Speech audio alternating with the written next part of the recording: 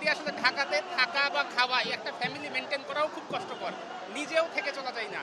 তা আমরা চাচ্ছি যে যেন একটা সমপর্যায়ে আসে, যাতে করে আমরা সারভাইভ করতে পারি। অন্তত আমরা যদি ট্রেনিং পর্যায়ে বাহিরে যদি টাকার ইনকাম করার চিন্তা করা লাগে বা ফ্যামিলি মেনটেন করার চিন্তা করা লাগে, তাহলে আমরা ভালো করে বিশেষজ্ঞ ডাক্তার হবো কেমন করে? আমরা চাই যে না, আমাদের একটা ভাতা দেওয়া হোক, যাতে করে আমরা ট্রেনিং পর্যায়ে কোনো টাকা ইনকাম করার কোনো টেনশন না থাকে আমাদের। কেন আমাদের দাবিটা আজকে নতুন না, এটা অনেক পুরানো একটা দাবি। হ্যাঁ, 2 বছরের একটা দাবি।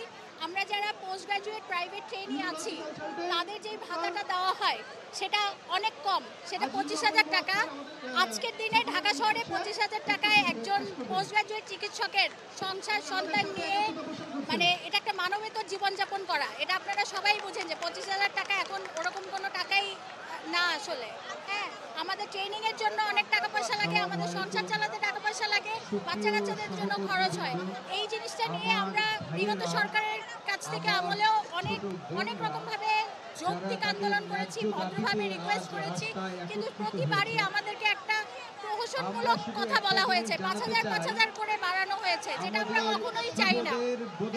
এখন আমাদের দাবি একটাই, আমাদের একটা সম্মানজনক অ্যামাউন্ট যাতে আমাদের দেওয়া হয়, যাতে আমরা খেয়ে পড়ে সংসার সন্তান নিয়ে ঢাকা শহরে বাঁচতে পারি, আমরা মনোযোগ দিয়ে ট্রেনিং করতে পারি এবং আমাদের রোগীদেরকে সর্বোন্নত সেবা দিতে পারি।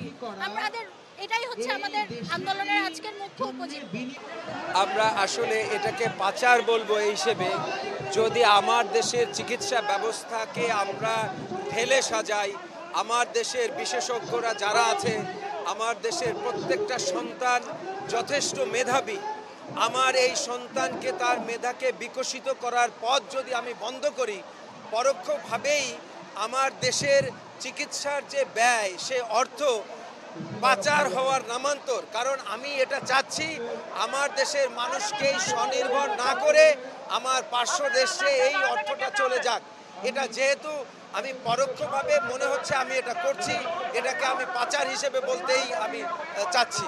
কারণ এই অর্থ যদি, এই অর্থের প্রবাহ যদি পার্শ্ব রাষ্ট্রে না চলে যেত, তাহলে এই অর্থ দিয়েই আমাদের দেশের অনেক মেগা প্রজেক্ট নেওয়া যেত।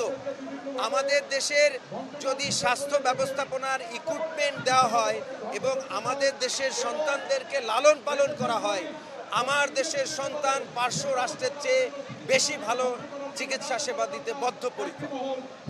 যেসব সরঞ্জামের আমার পার্শ্ব রাষ্ট্রের ব্যবস্থাপনা রয়েছে, সেই সরঞ্জামের যদি ব্যবস্থাপনা আমার দেশেই করি, আমি 1 বছরে সেই সরঞ্জামের অর্থ দিয়ে যে পরিমাণ অর্থ সংরক্ষণ করতে পারবো, আমি পরবর্তী বারও 10 গুণ আমি যন্ত্রপাতি কিনতে পারবো।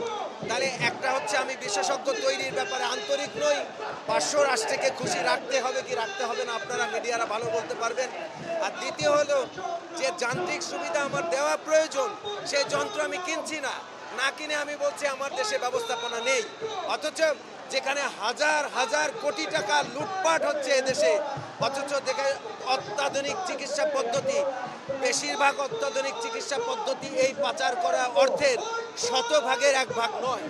তো আমরা পাচার বন্ধ করার দিকে আমরা উৎসাহী নই, অথচ বিশেষজ্ঞ তৈরির ভাতা দিতে আমি নিরুৎসাহিত বোধ করি, সেন্টার বানাতে আমি নিরুৎসাহিত বোধ করি। এটা তো নিশ্চিতভাবে আমি এই অর্থের চিকিৎসার নামে পাচার আমি বন্ধ করতে চাই কিনা, সেখানে